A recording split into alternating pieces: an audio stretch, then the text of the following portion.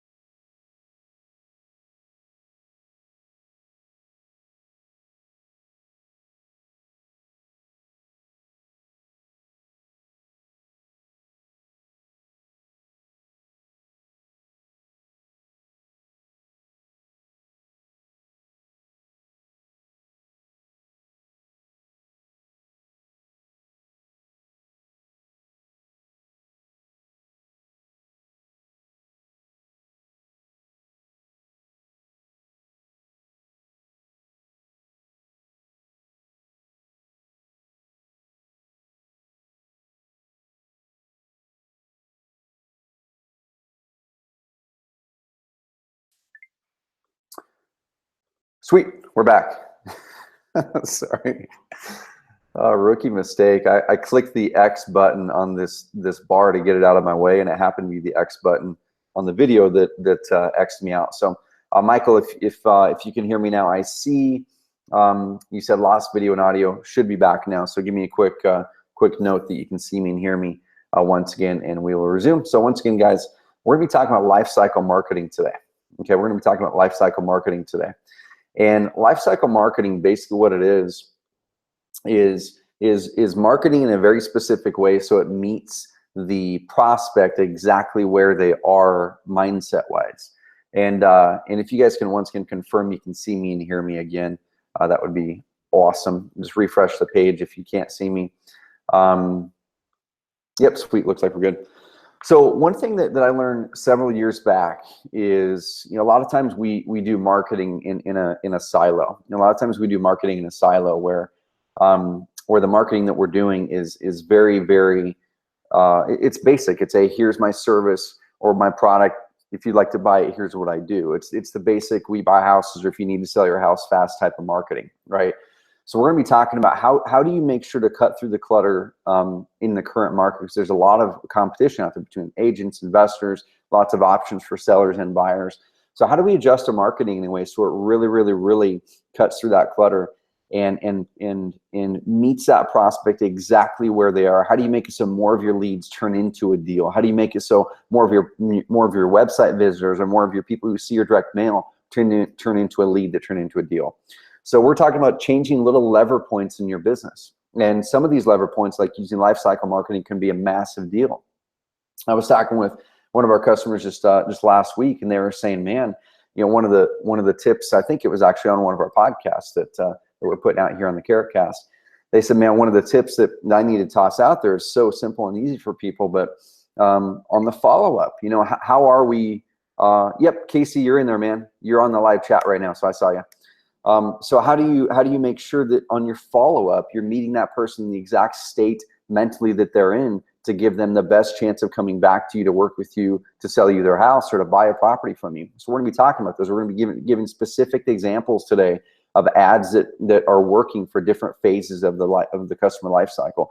We're going to show you content you can do. We're going to show you getting yourself inside the mind of your prospect, specifically the house seller, but we're also going to dive in, if you guys want to, on diving into the psychology behind where your house buyers are at any part of the life cycle. Okay, so we're going to help you change the way that you look at marketing with life cycle marketing. So I'm going to share my screen now, and hopefully this doesn't break. Oh, and what I like to do oftentimes too, guys and gals, because I lead one coaching call a month, and if you guys haven't been on a coaching call in a while, we used to call these mastermind calls.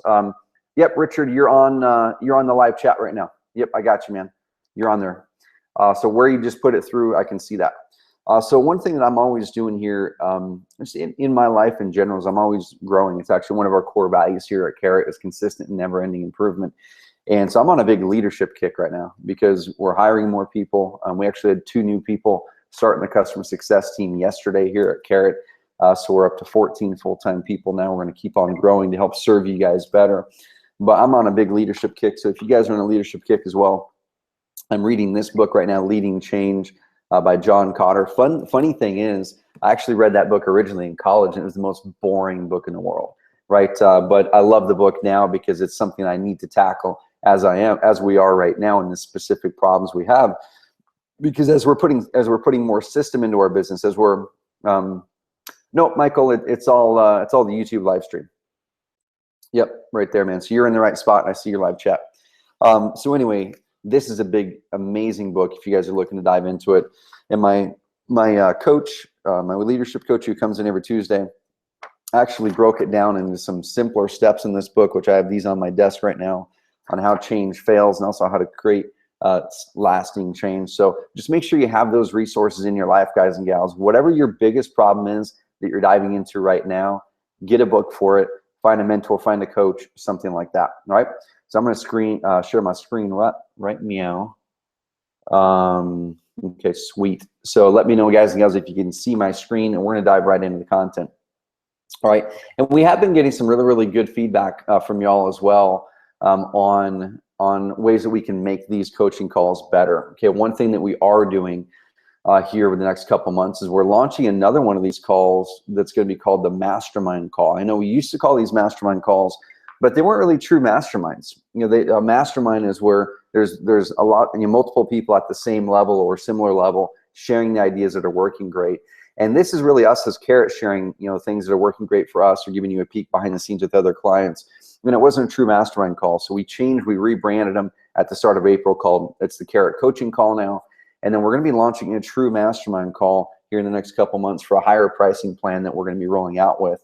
We'll let you guys know about that as we go. But we've already got some amazing investors, some big guys, a guy doing 20, 30 deals a month in Houston that was one of the guys who spurred us on creating that coaching call. All right, so some housekeeping quick things, new content in the blog. If you haven't checked out our blog, guys and gals, we put out a new podcast every single Tuesday. The one out today is with a good friend of mine, amazing investor, Jason Duff, who's literally single-handedly renovating and changing this entire small town in Ohio. I think they own 16 buildings downtown now. He's going in there partnering with people to create businesses to go into his building. So he owns a bunch of businesses now as well. And this guy is so inspiring. You need to check it out and see his business model because it's one of the business models that's not just going out there flipping and wholesaling. This is some pretty cool stuff. Also, we put out a new blog post on 20 inspirational real estate blogging ideas to stand out if you're looking to get some content marketing rolling. Just head over to the blog. And live chat section, if you found that, awesome. It's in the bottom right of the screen. If you have not found it, you can engage with me. I can see your guys' stuff popping through. And then if your screen is not showing up if it's not showing up clear, that's a YouTube issue. It's a Google Hangouts issue. It's probably because of your internet connection. So click that little gearbox down in the bottom right of the YouTube player. Go up to quality, go up to HD, and then it should clear it right up for you. All right. So weekly dose of awesomeness for you. This came through from Andy Rumpel, and we took a quick screenshot of some of his leads are coming in. It says, I'm busy, have not set everything up on my site yet, but following your training to get citations resulted in someone seeing my Google Places account online with good ratings. So this is something we're gonna be talking about here in a bit, the good ratings part, on how to meet your prospects at the part of the customer, of the marketing life cycle that they're in. And we're gonna be talking about that. But he says, I was able to parlay that into 2 house contracts that should make me around $6,000 to $8,000. Not too bad.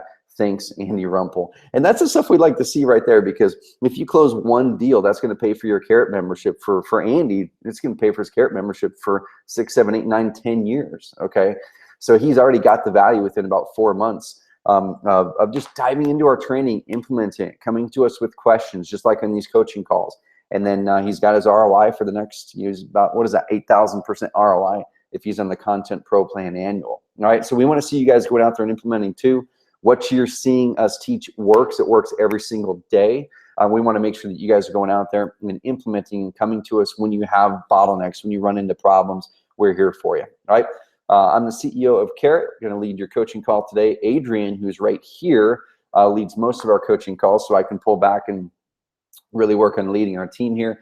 But we have an amazing team here at Carrot that we just hired 2 new people, like I said, on the customer success team, 1 new person on the content team, and a new developer is coming aboard here in about 30 days. So we just increased our team by 4 within the past week or so. So let's dive in. So we're going to be talking about lifecycle marketing, like I said. And what is lifecycle marketing? Well, it doesn't matter what you're purchasing. It doesn't matter if you're buying a washing machine, a TV, if you're selling real estate, if you're buying real estate. There's a certain process that we all go through to make a decision. Okay, the first thing that we've got to do, we've got to recognize that there's a problem or an opportunity that we're looking to fill the void with. Okay, so if you're a house flipper or a wholesaler and you're looking for sellers, as an example, the problem that they have is they have this property that they don't want anymore. So every single person that you're going to work with has to be problem aware in order to be able to look at your solution as something that can solve a problem for them. So that's pretty obvious, of course, right? But here's the thing: most people stick their marketing only addresses people in the problem aware and the solution aware categories. When a lot of the deals, a lot of the people that are on the edge, the people who may or may not work with you because of certain small things in your marketing and the way that you present, they're the things where they're already over here. They're already in this part of the life cycle marketing. They're already over here in the life cycle, in the marketing life cycle, but your marketing is stuck over here. Okay, and I'm going to show you guys exactly what that means. I'm going to show you real examples. I'm going to show you guys what marketing looks like in this life cycle, which is vetting and verifying.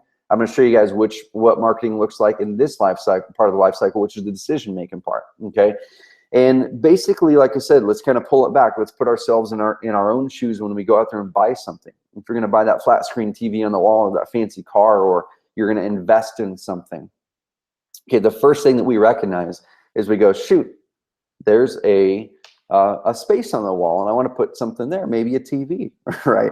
So you go online or you walk into the local electronics store and you recognize that you've got this problem, but you're not exactly sure what the solution is for it yet. You know that you want the TV there, but you're not really sure which TV, you don't know which model, you're not really sure which size. You don't know if you should get this little bracket that comes out or swings or whatever. You just know that you've got a problem, you want to fulfill it, so you're in research mode right now, okay? But when you're in this part of the life cycle, when you're in this part of the decision life cycle, okay, your mind is perceptive to things that look like they're likely going to solve your problem. Okay, you see that TV commercial that shows that TV, you see that ad on Facebook, you're in a friend's house and you see the TV and where they have it. It's like, sweet, your mind is locked into it. It's kind of like, you know, when I was a kid, we used to play the slug bug game, right? So me and my brothers, I've got 2 brothers, we used to play the slug bug game, and anytime there was a certain color slug bug that would drive by, it's like, man, we give each other a good rap on the arm. And the thing is, anytime you're looking for that specific slug bug, or you're looking for slug bugs in general, you start to see them everywhere. Right? You start to see them everywhere. Or you just bought this car, and now you start to see that model of car everywhere where you didn't see it before. Or with us, we named our little boy Colton. He's 4. There were no kids named Colton at that time. Now there's Coltons everywhere. And it's not because they weren't there before. It's because we're now more aware of that and we're perceptive to it. There's some sort of a psychological name to that. You guys can look it up, but I don't know what it is, but it's real and it's verified that that's the way our minds work.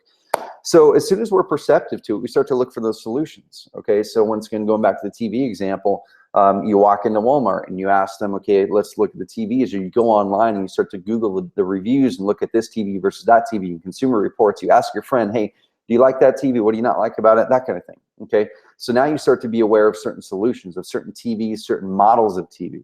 With the seller, okay, with the house seller, let's kind of tie it back to your business now. They're aware that they have a property that they do not want. Okay, or if they're an investment property buyer, they're aware that they have cash that they want to put to play. They don't want to put it in the stock market, and they're also aware that they don't want to go out there and probably look for properties themselves, or they don't have the skill set to. Their problem is they've got money that they need a good return on that they don't know how to or don't have the time to go out there and make it work for them. Okay, so at this point, they're looking for stuff everywhere. And when people are in this point, this is where the We Buy Houses signs pop up to them. This is where the person who's an investment property buyer might see some stuff on Craigslist. This is where they are perceptive to those conversations. And then you've got vetting, verifying, decision-making, and then ready to refer. And we're going to dive into each one of these segments quite a bit more. But if you guys missed this coaching call from about a month and a half back that I did, it's episode number 141 on defining your unique selling proposition. And I dove in great detail how to really create a clear, unique selling proposition that makes you stand out from your competition. Okay, even if you're offering a similar service where you're buying houses, how is it that you can stand out from everyone else in your market? Well, we dive into something. I dive into something called the market sophistication concept in this coaching call, and it's about a third of the way in. And that market sophistication concept, which is an advanced concept, if you're a newer investor, guys and gals, this is not the thing you should be focusing on. Okay, if you're a newer investor, you should really be focusing on coming up with some USP. What is it that you're going to be doing differently, or how can you stand out from your competition, which we dive into in that coaching call. Just go to help.oncarrot.com/calls and find episode 141 and watch that one. Okay, today's call is going to be very useful whether you're a new investor or an extremely experienced investor and want to ramp it up a level. Okay, but if you are newer, don't get bulldozed by some of the stuff I'm going to be talking about today. Okay, go back, dive into the 3 lead per day training. If you don't have that training, it's going to teach you how to do your SEO, your pay-per-click, things like that. Ask questions on these coaching calls. We're going to open up for open Q&A, and I don't care what kind of questions you ask. It could be the most basic. It could be very advanced on these calls. That's where you come on these calls. Set up a one-on-one strategy session with Adrian. Okay, just go to oncarrot.com/call and you'll be able to set up a one-on-one strategy session with Adrian on our team if you're kind of stuck on what you need to be doing. And if you just don't have the time to implement the setup of your website and dialing it in like some of the ones I'm going to show you here in a bit, go to our marketplace. Okay, go to our marketplace. Just go to oncarrot.com/marketplace. And we have services where we can do that work for you if you don't have the time or don't want to do the work. Okay, the quick start, or if you're doing more than 3 to 5 deals a month, we have something called the concierge setup, where we work with high-end investors there and really invest a lot of our resources in to dialing your website in, make it fully hands-off for you, make it look a lot different than other Carrot sites. It's not cheap, but it's worth it. So anyway, I just want to toss it out to you guys. If you're stuck in a spot right now where you're not really sure what to do next, we have the resources for you. Just reach out to us and we'll guide you through it and help you succeed. Okay, so what we're trying to do with Lifecycle Marketing is you want to join the conversation that's already going on in the prospect's mind. Now, this quote is a pretty famous quote from a very well-known copywriter if you're in the copywriter world. And I can't remember exactly who said it, but it's a very well-known copywriter. And that's something I'm always thinking about whenever I'm writing my own marketing now, is I pull back and go, okay, so what part of the life cycle, that decision life cycle, is the prospect going to be in when they see this? Okay, as an example with Carrot, if you land on our homepage and you're not a customer of Carrot and you go back to Facebook, you're going to see some Facebook ads that come in front of you, right? Now, we've broken up our Facebook retargeting campaigns into different campaigns based on the actions that they've already shown that they've taken. So if they just visited our website and they're in the section where they're problem aware but they're looking for solutions, we're going to be serving them up ads that meet them exactly where they are right now in that decision cycle. Okay, if they've already gone through and taken a demo and they've landed on the pricing page, okay, if they've already taken a demo and they've landed on the pricing page but haven't bought yet, they already know our solution exists. They've probably already gone out there and researched a bunch. We're going to be serving them up ads now that help them decide that we are the right fit. We're going to be serving them up testimonial ads that show that other people have gone there before them and done what they're looking to do. Okay, and then if you've already joined, oftentimes we show you different ads. We're going to show you the ads to get you to the coaching call. We're going to show you ads to do certain other things. Okay, so join the conversation that's going on in the prospect's mind. Don't put blanket marketing out that's the same for every single person in each section. Okay. Azia, you're in the right spot. Hopefully I said your name right. Yep, you're on the coaching call right now, and that live chat that came in is perfect. Brian asked, how much is the concierge? So we're not putting this out yet where people can go through and purchase it. Like I said, we're really defining it to a very specific type of investor right now. But the concierge is $1,500 for us to dive in, Brian. Our copywriter comes in. I'm a part of every one of those personally. Our tech team dives in, and we really dial those things in. And we really dial those sites in, man. And we can show you examples of that. But yeah, reach out to the support team if that's something that you're interested in. And you can probably hop on a call with Pete on our team. Dude, he'll walk you through it. And that's, like I said, that's where we invest a lot of time and resources into it, so you don't have to do any of that work if you're a higher end investor. If you're newer, we have the quick start if you just don't want to do any of the website personalization up front. But everything that we do in both of those services are things that all of you guys can currently already do if you just learn certain things, engage with us, or if you have the time to do it. But like I said, if you don't have the time to do it, we'll take care of it for you. So when you're in the problem aware phase, ads like this are ones that are going to jump out to these types of people. Okay, so this ad I saw in my Instagram feed, and I'm gonna bring up this ad later on the call as well, because this ad is great for the problem aware. But one thing I have not seen is them changing their ads to guide someone down the customer life cycle or the marketing life cycle. One thing I do want to point out here is you see this arrow over here to the right. This arrow signifies that your goal in your marketing is not to meet them where they are. It's to meet them where they are and pull them to the next phase, okay? If they're solution aware, your marketing should meet them where they are and pull them to the next phase. If they're vetting and verifying, your marketing should meet them where they are and pull them to the decision phase. If they're in the decision phase, your marketing should meet them where they are, pull them to make that decision. If they already made the decision, your marketing should pull them to start referring people to you, okay? So your marketing should always make a goal of meeting them where they are and then pulling them to the next phase. It should never only stick in one phase like this ad here, which I'm going to address later also. Okay, this marketing is great for the people who are problem aware, but they're looking for a solution. Hey, sell your house fast for cash in Orlando, call us. It's got a picture of a house, the name up here, sell that Florida house. Sweet. Now, looks like something that probably, if I'm looking to sell my house, that's going to catch my attention. I'll probably click it to see what's going on. Okay, this right here, direct mail piece of yellow letter. Hey, my husband and I are looking for a house. I saw in legal notices, blah, blah, blah. So this yellow letter is meeting them where that person is that's problem aware. Okay, they're going, okay, I know I've got this problem. I just got this piece of mail in there. Man, I'm looking at selling my house. This is perfect timing. Let me call these people up. Okay, this right here, bandit signs. So bandit signs are perfect for people who are problem aware.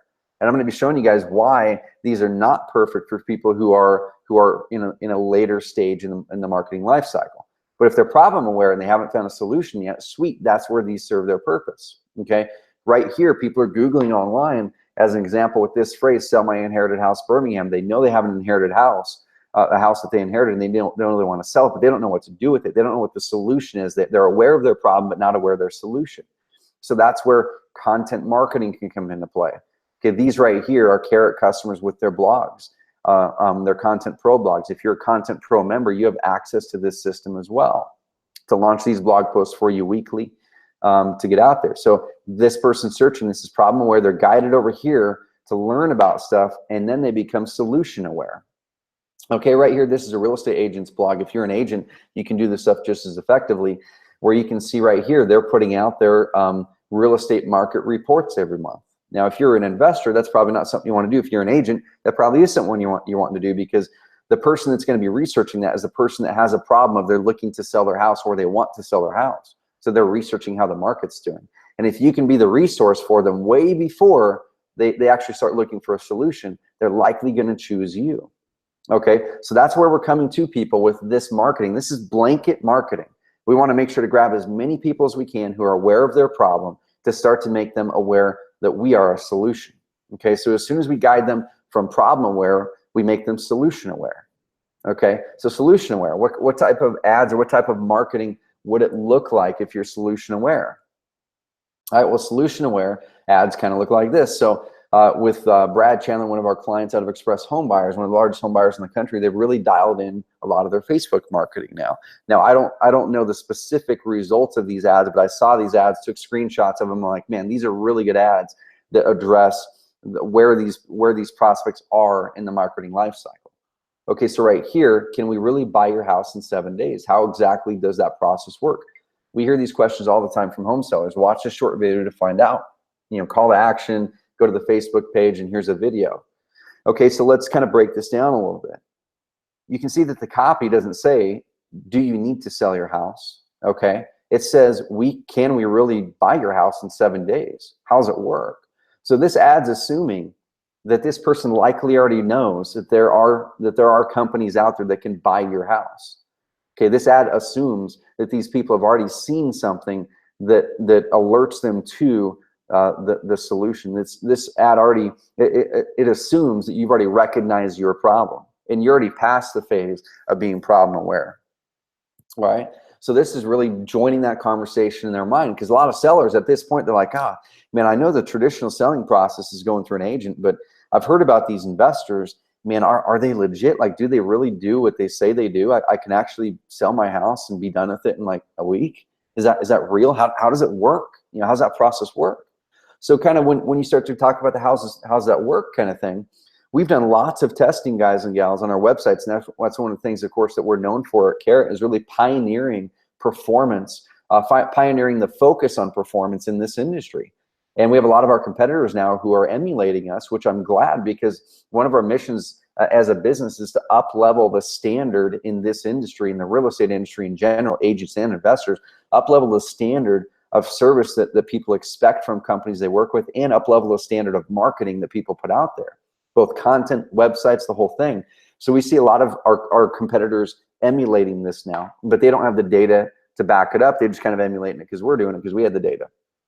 Right, so you look at the navigation bar. When we first started doing websites 5, 6, 7 years ago for my businesses, we would do what everyone else was doing. We put the home button there, and then you'd kind of pick a random, a random set of other links up here, just random crap that you thought you might want to put up there, right? And that's what most people do when they build websites. But over time, as we were looking at the data, and over time as we were looking at, oh, how do people interact with the websites? What phase in the marketing life cycle are these people at? We would start to change the navigation bars to see where people would interact more and in what order. So you can see we eliminated the home button, because most people already know that the home button is something you can go to the home just by clicking the back button or clicking the logo. Most people know that, right? So this right here is addressing the solution, sell your house, right? They want to sell their house. It's addressing the problem and the solution. Bam, then we're over here. How does it work? So once they're solution aware, they start to research, how does this process work? Okay, what is the solution specifically, and how does that darn thing work? And then once they go, yeah, okay, I get it. So I recognize you've got a service that looks like it can solve my problem, but how does that service work? Like, how is it different than, let's say, selling with an agent? So that's where we, in this exact order, the same order that people make decisions, we guide them through the content. Our content down here does the same thing. So it goes from solution or problem aware to solution aware, and they're vetting out the solution. Okay, and then you'll see in the next phase where it's the vetting out phase and decision-making phase. So when they're vetting things out, then they start to go, okay, well, I get how it works now. It seems like it's legit. You definitely have a service that looks like it can solve my problem. But like, I've got these other questions. Are you guys going to lowball me? Are you legitimate? Have you worked with other people? Can I trust you? And that's where they start to research testimonials. That's where they start to dive into FAQ. They might research your company, things like that. Okay, so everything that you see on a Carrot website is structured in a way based on data. So we never just throw crap up there and then say, hey, this is what we think looks good, or we're going to copy what these people are doing. We always base it off of data, and it's guiding people down that marketing life cycle. Your navigation does it, your content does it.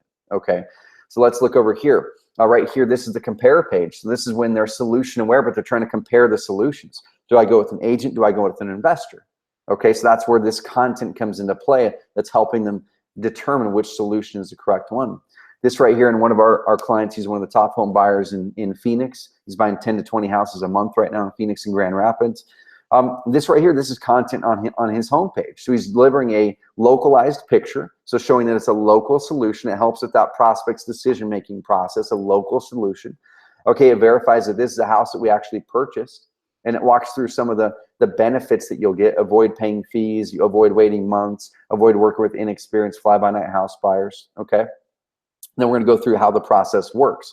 So when people are in the solution-aware phase, okay, where they're aware that there are house buyers out there, they're aware that there's house buying companies like you out there, or they're aware that there's turnkey rental property sellers out there.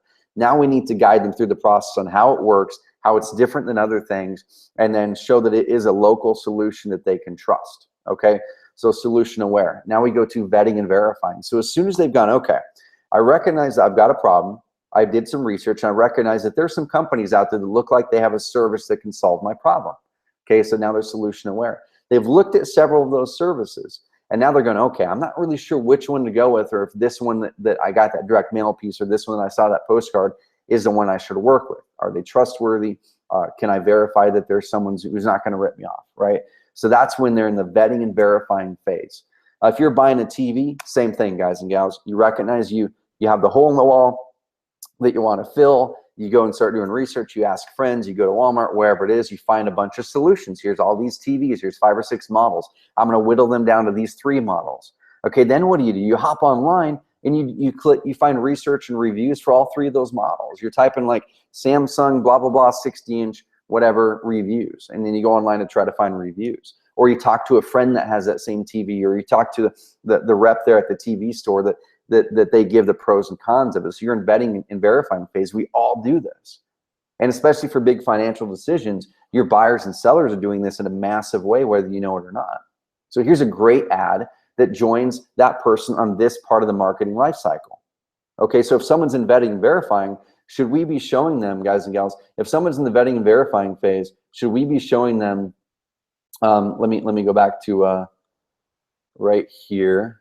Should we be showing them this ad if they're in the vetting and verifying phase? You know, if we're showing them this ad, that should not be the only ad we see. They see, because if we're only showing them these types of ads, guys and gals, we're showing them stuff that they already know. They already know that you have a service that looks like they can solve your problem, okay, their problem.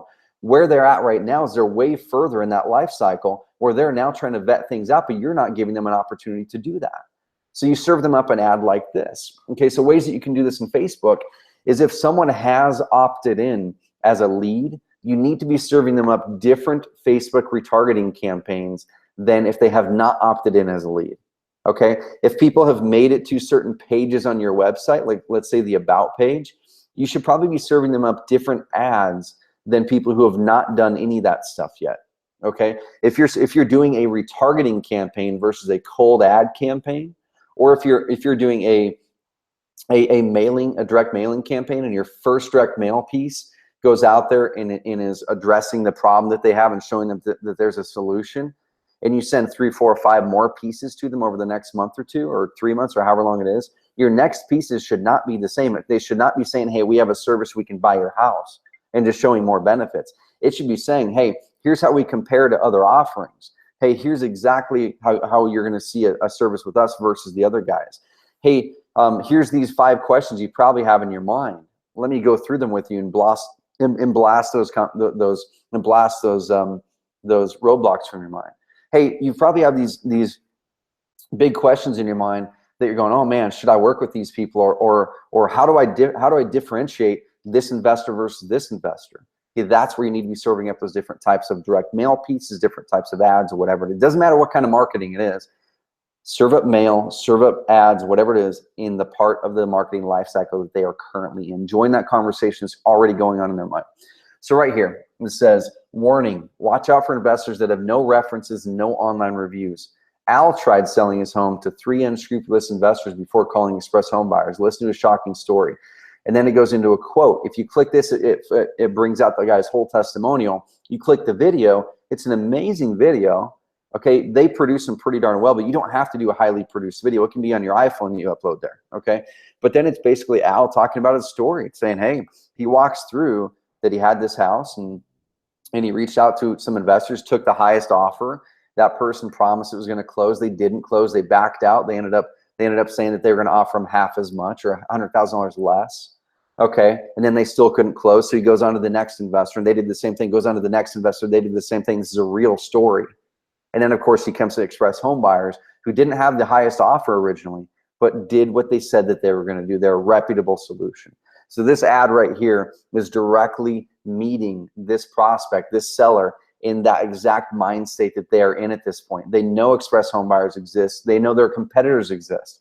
They know that there's a solution out there to solve their problem. Okay, but what they don't know is which one should they actually go with. And that's where your vetting and verifying marketing comes in. Okay, here's another one right here. So this is a Carrot client. And Richard and Brian, this right here is the type of stuff that you can see on like our concierge level, where it's the person who wants to be completely hands off. They're a higher end investor doing 3 to 5 deals or more a month, and we take over all of the design and build out, and we bring our copywriter in, and that is a one-time fee for that design and build out and setup and everything. And then you're just paying your normal monthly fee for your normal plan is what it is, Richard. So Richard and Brian specifically asked about that.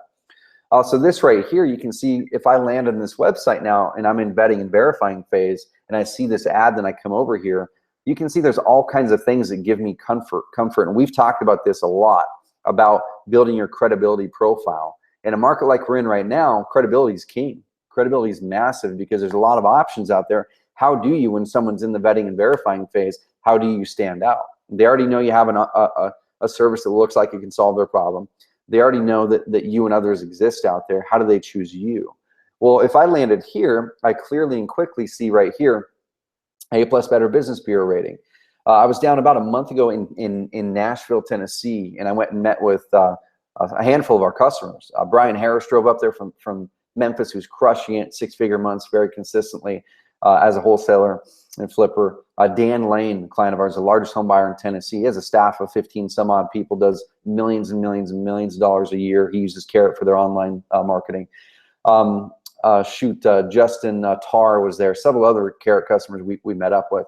And I met up with Dan and his team at his office, and we were diving into some things, and they go, man, you're 100% correct in what you're always preaching this past year and a half of credibility, and especially those icons and things like Better Business Bureau. He said more than half of their deals, when they survey them after the deal, and this is probably a really good tip if you guys aren't picking it up, they survey every single one of their closed deals, the sellers, and they ask them a handful of questions, and they know exactly where they came from. Did they click ads? Did they see the direct mail piece? What was it that they researched? Why did they choose to go with this company? Okay, so they're doing all this research, finding out what's working so they can adjust the marketing. And they said more than half the people, a major decision factor was that they went to their Better Business Bureau page and they saw a lot of positive reviews on there, and that pushed them over the edge. So even though I think the BBB is an extortion outfit in disguise, where they basically make you pay a bunch of money to to basically enable their services to show your credibility that you already have, but it's something that consumers look at a lot, right? So that's something I would suggest a lot of people invest some more time into, is building up your review profile, build up your Better Business Bureau profile, get some reviews over there, get some reviews on your Facebook page if you're using Facebook. Okay, things like that. Okay, so I come here, I see this, that helps me. I see this right here, buying greater area Houston houses since 2007, hundreds of homes purchased. I go, shoot, awesome. So that's something I feel good. Right here, testimonials. So they actually put testimonials there. They actually put testimonials right there clearly in the sidebar and elsewhere on their site. Go to the About Us page. They have a really good About Us page that talks about them. Okay, so as I'm going through vetting and verifying, if I see a website like this that really focused on credibility, that focused on doing a little bit more above and beyond just the normal stock website, this is going to make me feel great about their service. I go back to Martin Bonesire's website. They have a ton of video testimonials. So at every single closing, they sit down with the seller, if the seller is willing, and film a quick video with them. And they just whip out their iPhone. It's nothing fancy. There's no fancy production like the Express Home Buyers ones, but these ones work great. This right here is on their homepage. It says, I sold it for what we needed, very easy, no problems. A major decision factor for sellers, specifically with going with an investor and vetting and verifying, is, are they going to offer me a fair price? So we found a testimonial that specifically addressed the fair price issue. We put that headline at the top of the video, so it was very clear when someone landed there that this addresses this fair price issue that's likely going on in their mind. This conversation that's in their mind right now, we're addressing this in a video, but we didn't just put a video up there. We took out the most hard-hitting parts of that video, put it in text. We put a headline up here that addressed that exact conversation that's likely going on in their mind about house and price. Okay, and then we go into it in more detail. So if you guys are using videos and testimonials, don't just put videos up there. Don't just put a big old long testimonial up there. Find the part that completely squashes big objections or that addresses the conversation or hesitations that's going on in their mind, and bring those up as headlines, because those are going to grab their attention, and then it's going to make them watch the video. Okay, so put those on your website. Put those types of things on your social media if you're using it. If you don't have testimonials yet, no biggie, guys and gals. Everyone had to start somewhere. Everyone had to start somewhere. So what you can do is on your first deal or your next deals, make sure you're getting it documented. You make sure you're getting that video. Make sure you're getting that testimonial. Those kinds of things. Okay. This right here, I showed this on a podcast about 2 months back. This is actually a local construction company that specializes in foundation systems, and I'll show you their credibility packet. But I have urged a lot of investors, especially the higher end investors who have a good credibility profile built out already.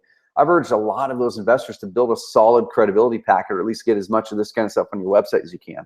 If you're a newer investor, you have a huge advantage, because you can start building this out now and be intentional about building out your credibility as you go. So I don't want any people to look at this and go, you know, I'm newer, man, this is something I just can't do. I'm going to get overwhelmed by it. I can't succeed in this business. You can 100,000% succeed in this business. There's going to be so many successful investors that start today that are going to be crushing it in 6 months, in a year, in 2 years, that start today. The decision is they're making the choice, excuse me, they're making the choice to follow these systems, to be intentional with cutting through the clutter and having a clear reason why your prospects should work with you. Okay, even if you're newer, you might be a person that can connect with them more. You might be a person that just comes across as more trustworthy. You might be a person that can just tell that story better than that experienced investor. Okay, so you're not at a different level at all. It's all even footing. You just have to make the decision to implement the right things to get that advantage in this market. Okay, so what are we doing in the vetting and verifying phases away from just the internet too, to help them with that? Okay, right here, I called up Terra Firma. I set up an appointment. Within 2 days, I had this self-mailer land on my doorstep. Okay, and right here, here's the self-mailer. You guys can actually get it on this podcast. If you go over to oncarrot.com/blog, and then go find the podcast section, Carrotcast, the Carrotcast podcast. This one right here, what's your credibility score? This is going to walk through this, and you can actually download this Terra Firma credibility packet, and then you can kind of retrofit it for your business in the real estate market. You can see here, it's clearly aimed and structured to join that conversation in the person's mind. They already know about you. Okay, so they're already problem aware. They're already solution aware. Where they are right now is they need to go, okay, is this the right solution for me? And then it also squashes a lot of the vetting and verifying parts of it. So they deliver this to you before that person ever came to my house to look at our issue with our hillside. Okay, so I knew when that person showed up, I already knew their story. I knew what they're about. I saw these cool little icons down here that make me have the warm and fuzzies. Trusted partner. You guys can do trusted investor, BBB, your local chamber of commerce, whatever. Okay, your quick little story on why they can be confident selecting you. Faces. Here's a message from Scott. If it's just a one-man show, awesome. Put your little message up there. Quick, clear ways to get a hold of you. Okay, and right here before your appointment, they lay out exactly what I should expect with that appointment. Guys, what investors do you know who are doing this? I can guarantee you, in a market like today, if an investor starts doing this and your competitor, their competitors are not, that investor is going to crush their competition. When I got this packet, guys and gals, I'm like, I'm clearly going to either work with these people or I don't have to do anything. You know, they're going to be the people that are going to do this work for me, or you know, or I'm just going to choose not to do the project. All right. I called other foundation systems companies here in Roseburg as well, and I did not get an experience like this. It wasn't even a decision in my mind which company I would go with after I went through their process. I had a good phone call. They set up an appointment. They sent me an email saying, hey, got your appointment set. Drew is going to be the person that's going to be seeing you at your house in 2 days at this specific time. Okay. And then I got this a day or two later in the mail, which lays out their process. As Drew shows up, there's no surprise at all what it is that they're about. There's no surprise at all. I'm already almost beyond the vetting and verifying phase before Drew even showed up on my doorstep.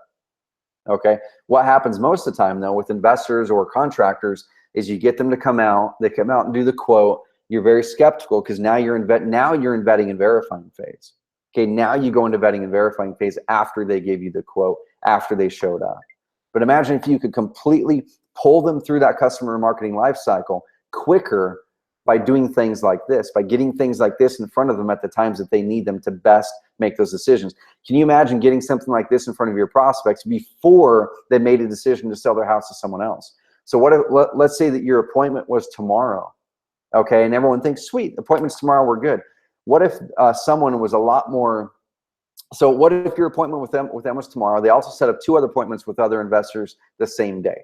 Okay, and me, as investor number 4, I set up an appointment the same day as well. I email them this, and then they're local. On my way home, I drop this on their doorstep.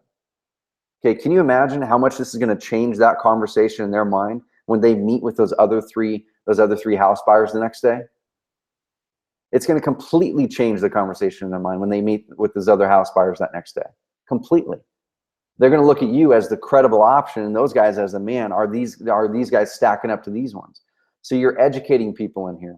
You're building credibility. You're showing some before and after of some projects you've done. You're talking about some of the issues that you can help solve. You're talking about how your solution actually works and why it's a great solution. Okay, you're talking about if there's anything, you know, here's the process. Number 1, number 2, step 2, step 3, step 4. What are some advantages? Okay, and then you keep on, they're talking about a lot of stuff in here. And then right here, I'm introduced to the actual dude who's going to land on my door.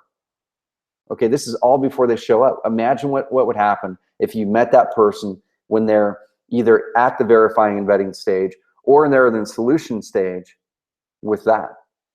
That type of piece drags someone in that customer life cycle from solution directly into vetting and verifying and decision in one fell swoop. And that would not be that complicated to pay someone to do that.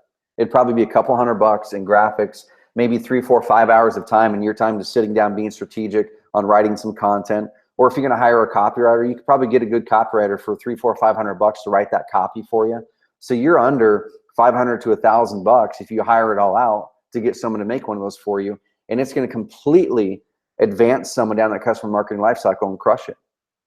Those of you who are advanced marketers that are watching this call, if that is not a big light bulb in your brain right now, then I'm not sure what's going to be. That right there, if you do that, 9 out of 10 of your competitors are not going to do that. And that one move is likely going to make you 6 figures this year if you're an active house buyer buying more than 2 houses a month right now.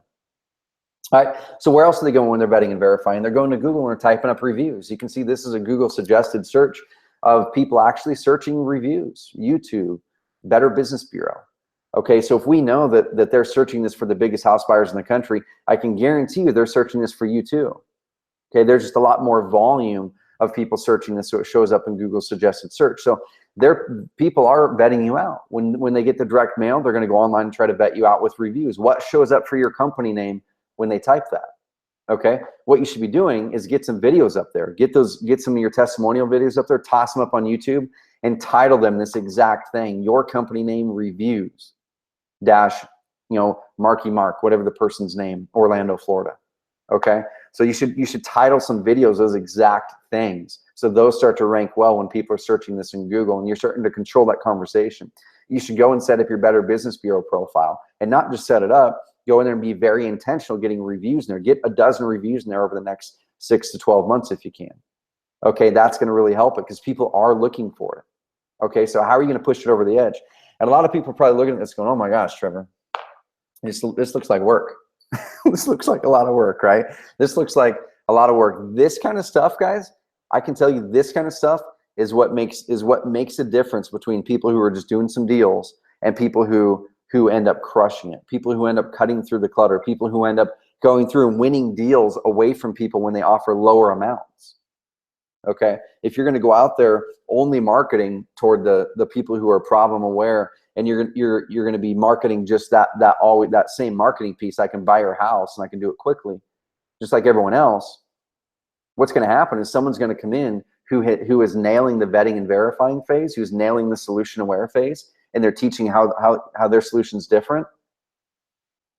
Even if they offer a lower price, they're going to get the deal, not you.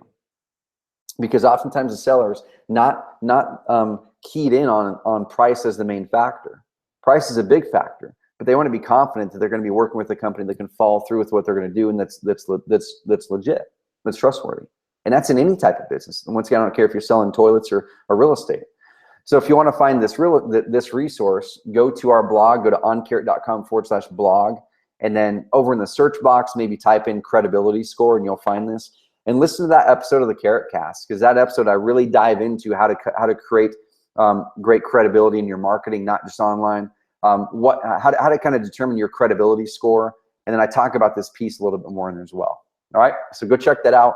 Lock that in on iTunes. Subscribe on iTunes, and I think if you just implement that from this call, guys and gals, just the vetting and verifying phase, that alone, if you're already getting leads and if you're already closing some deals, that alone is going to make you at least $10,000 to $20,000 this year, if not six figures if you're a higher volume.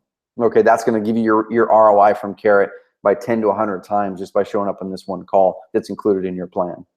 And that's why we do these calls, because we could just easily hop on here and go, hey, here's how to use the software and here's how to upload a logo. But we want to see you guys succeed, because we know when you guys crush it and you see the value that comes out of all that you have here in the Carrot ecosystem, we know you're going to be a member longer. And when you're a member longer, you start to kind of live and breathe our core values or parts of them as well. And you start to put that message out there that just makes this world and this industry honestly a better place. And that's our mission, is to add humanity back to business and help you save time, help you regain that precious time in your life for the things that matter. So that's why we do put all this value out there for you guys to go out there and crush it. All right, decision making. I'm going to bump this a little bit quicker to go to Q&A here in a minute. So once someone is in the decision-making process, we need to start serving them up ads once again that guide them toward comparing you against their alternatives. Because at this point, they've already probably got some offers, or they're already looking at houses or whatever it is. If they're a buyer or seller, they already completely know they have a problem. They already completely know that there are multiple solutions. I can list it. I can sell it to an investor. They know that there's multiple investors out there because they've Googled it, or they saw the ads, or they got the direct mail pieces. Okay, they've already gone through likely and done some vetting and verifying, done some basic Google searches, or even just looked at the websites and the marketing. And if that marketing did the vetting and verifying for them, then they likely didn't have to go out there and do a whole lot of reviews type searches for them. And that's one of the amazing things about this Terra Firma piece. Okay, is before these prospects, most of them even go out there and start searching for reviews for Terra Firma. They are already 10 times more confident that Terra Firma is a good fit for them after they see this piece. So you don't have to have as much reviews and stuff like that online when this piece does the heavy lifting for you. Okay, so if you're a newer investor and you're like, man, I don't have a review, so how can I really do that? No big deal. Just create something like this that has some good thought put into it. It's so worth your time and money investment to do this. But something like this that puts some good thought to it, that eliminates that need for them to have to go through there and do a bunch of review searching. Okay, because they already feel comfortable and confident with you. So this one right here from David Brown, a client of ours, his ad says, want to know why you should choose Sell Now Home Buyers to sell your home fast. Download this free guide. So he wrote a whole free guide that walks through all of the reasons why choosing him specifically, not just an investor, but him specifically, is a good move. So you want to make sure you're serving this up to people who are already problem aware, who are already solution aware that there are these solutions, and you're gonna kick them over the edge in the decision cycle. Okay, this right here, going back to that ad from Brad earlier. So this also, they can be further down that marketing life cycle. This ad is great for multiple parts of the life cycle because it really addresses that conversation once again. Can we really buy your house in 7 days? How does it work? Watch this video, because this video is gonna walk you through, and it has a testimonial in it, and it's gonna bump you over the edge to make the decision to work with them. This one right here, don't sell your house before calling express home buyers. Okay, so they're specifically saying, you know about us. I know that you know that there's other solutions out there. Don't sell your house until you get a hold of us, guys, because it's critical. And then we're gonna give you a testimonial that backs that up, that this lady almost made a bad decision or did make a bad decision by trying to work with someone else at the start, and she ended up getting saved by express home buyers. Okay, so make sure when you're putting these things in there, if you have a testimonial that backs it up, put that testimonial in there in video or written format, because it backs up your marketing. It reinforces that message that you just put out there. Don't sell before calling express. Heather avoided the hassles of realtors, repairs, and months of uncertainty when she sold her house to us. Here's the steps. Watch Heather talk about it. Okay, so can you imagine if you're in that phase where you're about to make a decision, you hop on Facebook to see what your friend ate that day, and you see this ad, it's going to bump you further down that path to choose express. Or if your ads are like this, it's going to bump you further down the path to choose you. Okay, this right here, once again, bring that back up. Okay, and this right here. So what are you guys doing on your follow-up? This is a big, you guys and gals. This is a huge deal. People who are on this call, who on here is doing follow-up on your leads? And I'm talking follow-up within the first month, but also follow-up after month 3 to 6. Who on here is doing follow-up after month 3 to 6 when you got the lead? Even when you deem a lead dead, just pop through the little questions panel. Let me know who is doing follow-up, and let me know how many follow-up messages you have in there. Are you following up by phone call, by email, by direct mail? Let me know what you guys are doing to follow up, because I want to address this real quick. Okay, talking with some Carrot members who are just crushing it. They keep on saying, I hear over and over again, guys and gals, people are just going, man, I can't believe that most investors out there are not following up on their leads. They keep on saying, they keep on saying, man, it's like I consistently get deals every single quarter out of leads that almost everyone else says are dead. I consistently get leads or deals out of leads that the person fell off the map when they came in. They wouldn't even answer my phone calls. And then I sent them an email in an automated campaign. And 6 months later, the timing was right for them. My email caught them in that right mind space. It joined that conversation in their mind. And then they ended up selling to me. Okay, if you guys are not doing follow-up on your leads, you need to. And especially if you're getting more than 15 leads a month, seller leads, you're likely losing 1 to 3 deals a year by not putting them into a solid follow-up sequence. Here at Carrot, we integrate with MailChimp and Aweber and iContact and Constant Contact, and you can put all kinds of email marketing systems on Carrot, so your leads flow into those. Okay, and we can help you guys. We can help guide you guys there. MailChimp is another one. One thing that we need to do, we're going to do, is be writing a blog post on how to effectively follow up by email with sellers. So then you guys can take that and implement it. That's we're going to be working on that here shortly. Or go out there and just write some simple emails. You can see this email that I'm showing here. This is called the. I mean, it's a very short email. Okay, it's a very short email, and we found this email. I didn't invent this. A guy named Dean Jackson came up with this, called the 9-word email. And I understand this email has more than 9 words in it, or less. It's got 8. But he invented this thing called the 9-word email. And oftentimes with follow-up, marketers are trying to be too fancy, myself included sometimes, trying to be too fancy with our follow-up. We think we've got to explain ourselves. We think we've got to dive into all the sales pitch to get someone to respond and stuff. When in reality, when a lead is quote unquote dead, and it's a month, 2, 3, 4, 5, 6 months later, we don't need to come back at them with a sales pitch. Okay, they're already problem aware. They know that they likely have a problem that they're looking to solve. The timing just wasn't right before. Okay, the timing just wasn't right. They're already solution aware. They already know exactly the services and options out there to solve their problem. Okay, so you don't need to educate them more on that. Maybe you will once you pick up the conversation again, but you don't lead with that. Okay, and you don't need to lead with a testimonial or vetting and verifying either, because once again, they may not be in that phase. What we need to lead with is circling all the way back to the start and asking them the simple question to verify if they even have that problem still. Okay, because oftentimes timing is the issue. It's not that they don't want to work with you. Oftentimes timing is the issue. So this simple email, put in something like RE or regarding, or that doesn't even have to be in there, but their address or their first name or something. Okay, don't make a big long subject line. Don't make it crazy. Literally very simple. That's very personalized to them. Okay, very simple, very personalized to them.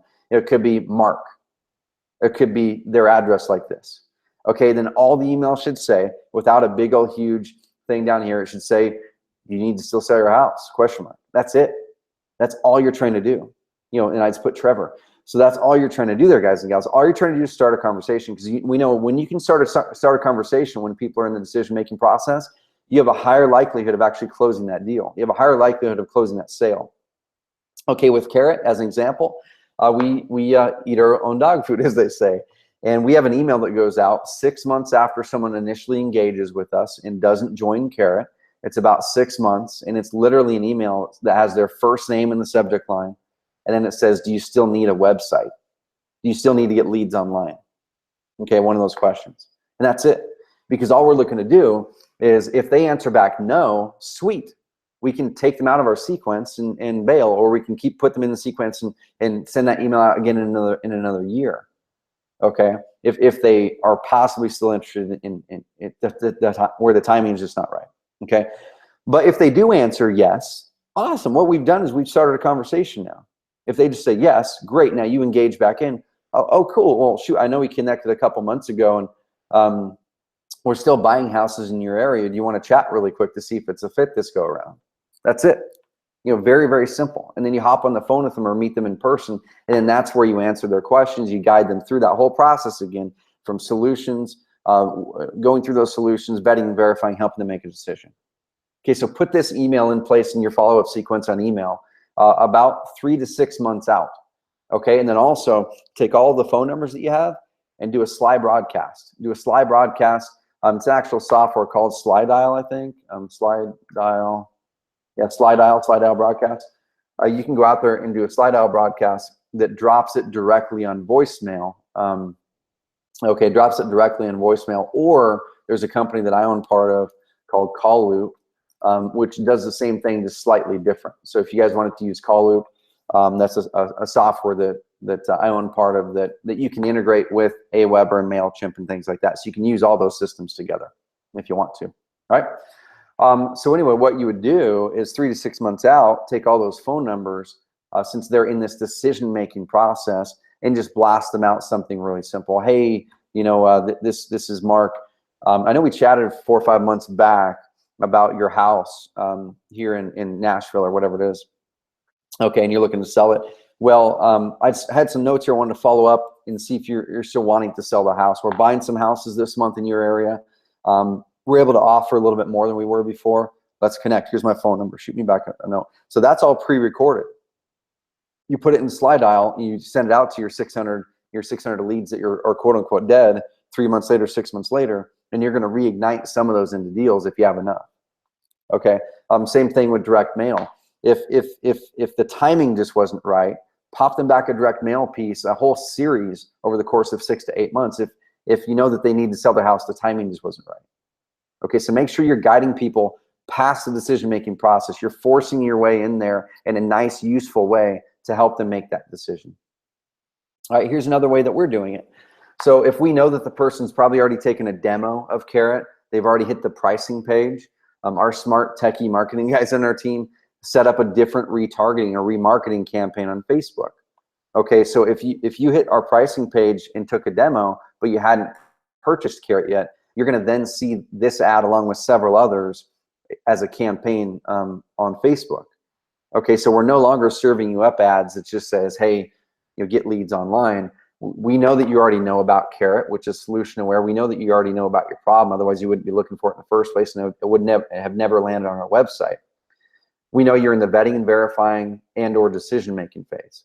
So we serve you up testimonial ads.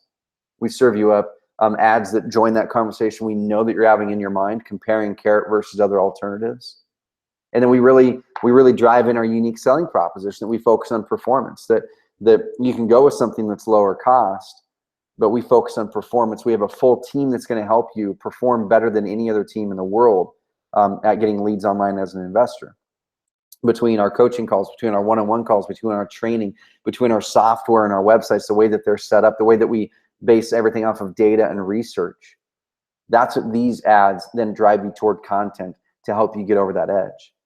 Okay, so we use the same thing in our marketing, and those ads are honestly some of the most effective ads that we have out there. This ad right here that you see is one of the top 2 or 3 most effective ones. The other ones that are most effective are testimonial ads, right? So I want to kind of drill in the follow-up on here. I saw this quote online, or this picture online, sales stats. So if any of you guys are not doing follow-up, Richard popped in here and says, yes, definitely do follow-up by phone and email. Follow-up is the key to selling anything.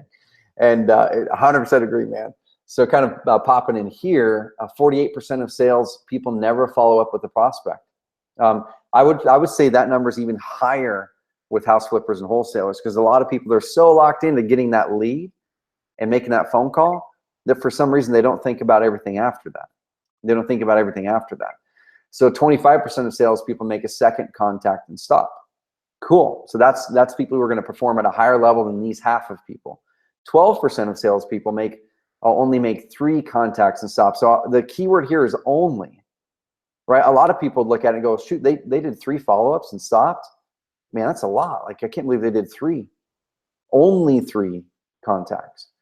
Okay, only 10% of salespeople make more than 3 contacts. 2% of sales are made in the first contact. So how many of you guys are relying on that first contact to close a deal?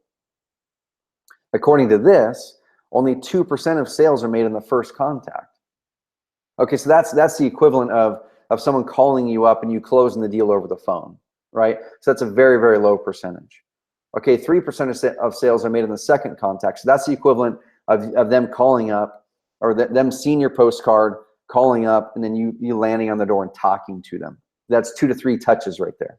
Okay, 5% of sales are made in the third contact, 10% on the fourth contact, 80% of sale of sales, I'm not sure, I think that's a typo.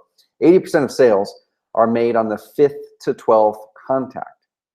So what does that mean?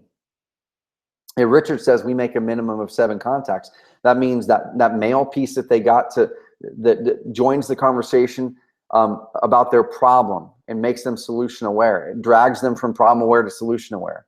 Okay, that's contact 1. Contact number 2 is that website that they visited of yours, and they're browsing around on the website. They're getting you vetted out.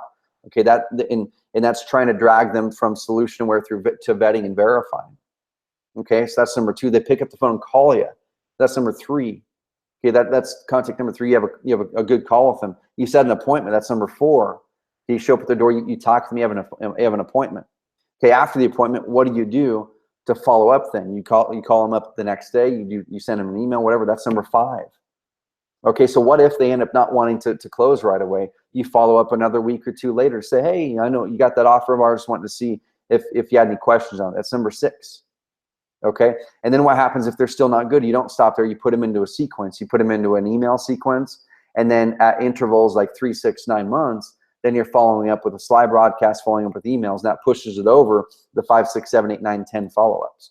But it doesn't feel like it's a lot of touches to the person, because each one of those touches was different.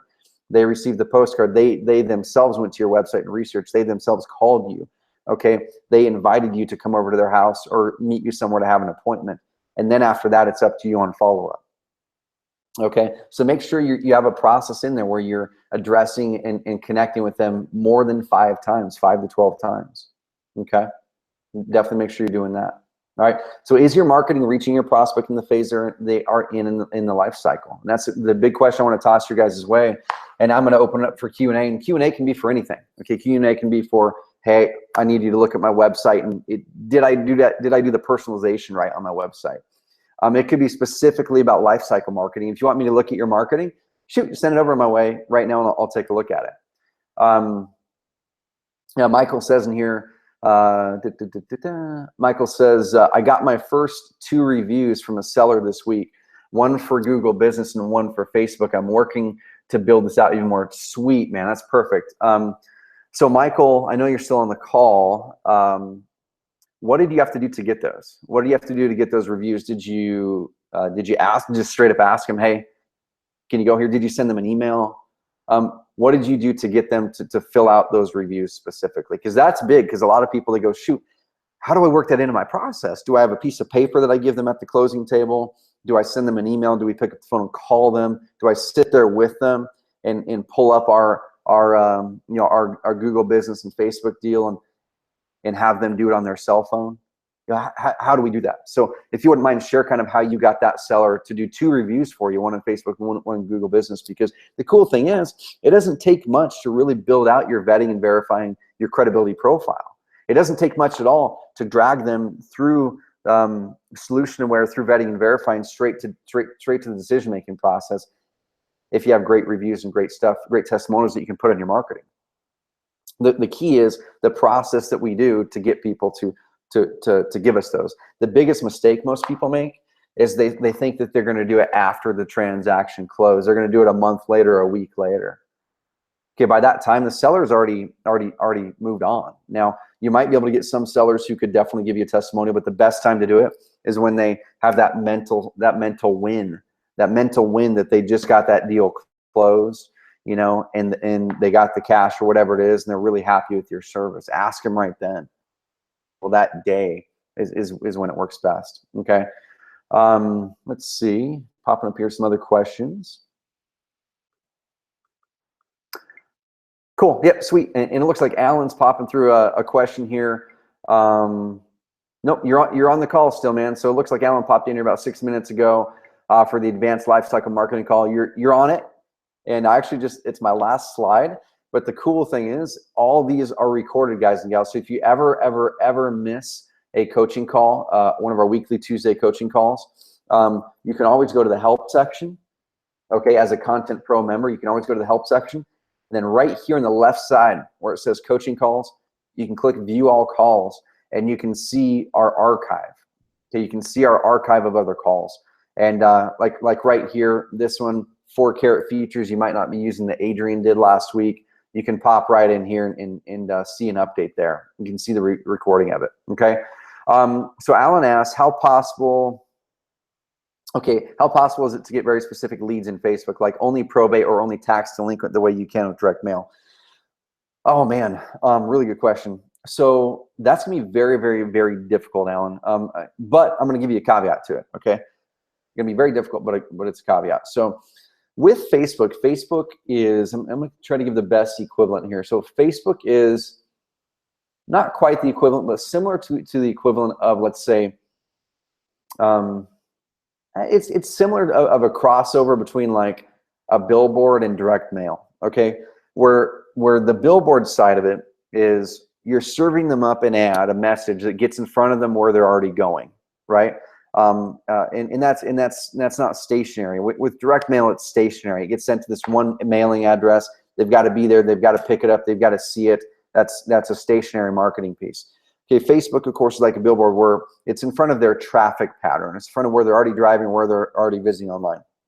Now, the major difference between direct mail, Facebook, and billboard and Facebook is, of course, with the billboard, you can't target demographics at all. So you're just at the mercy of putting your billboard in front of this stream of cars and hoping that you're grabbing them with your marketing that gets them to remember you, that gets them to remember that you're a solution. So when they're looking for that solution, they search for you. With direct mail, of course, you can't really, I mean, you can pull demographics, but what most people do is they pull a list based on actions tied to that person or that property, right? Yeah, their credit score was X and they have a mortgage that's behind, or they're tax delinquent.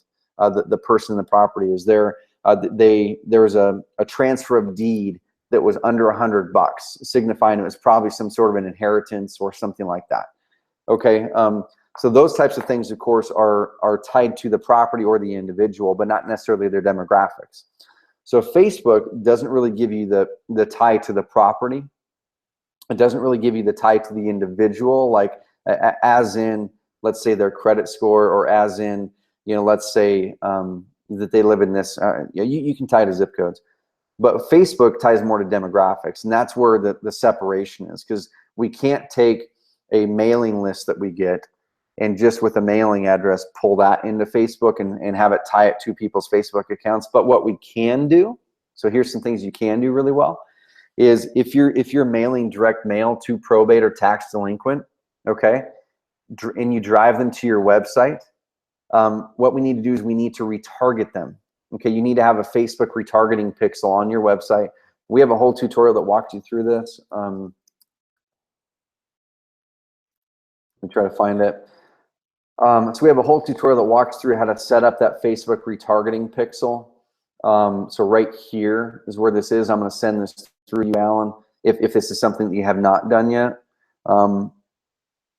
Someone do this probably for you. So there's that article if you haven't done it yet, the tutorial. Okay, but what we want to do is if you're doing direct mail to probates or to tax delinquent, make sure to have a call to action, or at least test it out to see if it helps you. Have a call to action to go to your website, set up your Facebook retargeting pixel, and then set up a retargeting campaign. And what's going to happen now is now you know that those people are likely probate or tax delinquent because they saw your direct mail piece. They thought enough of it to go online to your website. And we triggered that pixel to fire in their computer. So now when they go to Facebook, you can serve them up ads that are specific to that situation, knowing that they likely came from that. Okay, knowing that they likely came from that. And it could say, hey, did you inherit a house, or are you behind on taxes or payments? Sweet, we can take over the house and you purchase it for you. Here's how we do it. Another thing is just in your Facebook marketing, just in your normal Facebook marketing, you don't really have to target directly to people who we know are high likelihood of probate or tax delinquent. But what we can do is in our messaging, make sure to point that out in your messaging. So if your most popular type of deal, the stuff that you love to buy are inherited houses, stuff that's in probate, you need to make sure that you mention that stuff in your marketing.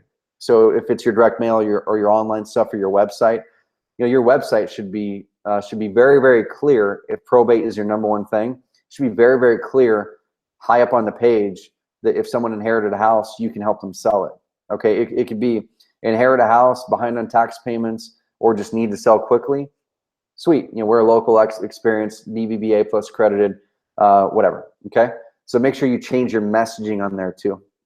But yeah, there are some pretty fancy things you can do in Facebook, because what a lot of people don't know is when you do Facebook ads, Facebook is possibly one of the largest data buyers in the world, possibly. They're one of the largest, and they buy all kinds of demographic data, action-based data on people. They buy all kinds of data on people from data companies around the world, and they integrate it into their system. So if there's a company out there that has data, income data as an example, income data is data that Facebook has. Now it's not that Facebook users are actually putting their incomes into Facebook. It's that Facebook buys data, or these data aggregators for some reason have your email address, for some reason have your phone number, for some reason have these things, and then they have your income. You could have taken a survey, you could have joined this magazine, all this kind of stuff, and then your data gets sold. Facebook buys that data. They match up your phone number to a Facebook account. And if they go, okay, this phone number is the same as this Facebook account, and it looks like it's the same name, sweet, we're going to attach this data to that person's Facebook profile, and it's going to be a part of their profile now. Not the visual profile that your users, that people see publicly, but behind the scenes, the profiles that advertisers now have access to. Okay, or if in that data that Facebook buys has an email address, and they match it up behind the scenes with an email address that's tied to a Facebook account, they now have all of that data that came with that company that ties it to that. So yeah, most people don't recognize that or realize that. So when you start to do Facebook ads, you can start to tap into a lot of that demographic and just other data that most people have no clue that you can get with Facebook. Some of that stuff you have to get pretty fancy in advance with your Facebook marketing, hire someone who knows what they're doing, things like that. But yeah, that's what I would do, is make sure you have Facebook remarketing set up. Have a short series of ads. Don't just do one ad. Kind of like that ad that I was showing back here in the presentation. Let me pop out of presenter view. Actually, I'm going to exit this right here so I can go back to that slide. But that one ad that I was showing you guys earlier, my browser's a little slow. That one ad I was showing you guys earlier that was just kind of that direct ask ad, the one hidden behind here that I saw on Instagram. That was, basically, we can buy your house.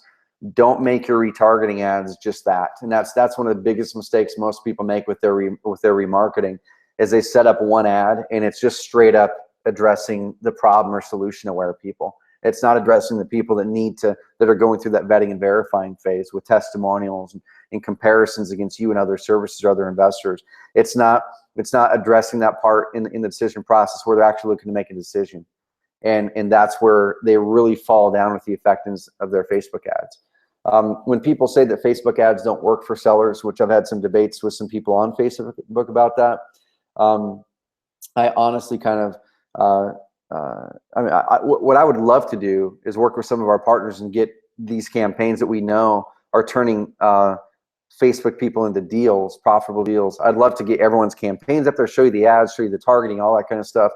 But the problem is the users and those marketers who are partnered with, for privacy reasons, they don't want to share those full campaigns. So we're kind of tied to go, okay, what is it that we can share with people, because we can't share that sensitive data of our clients and their clients and stuff.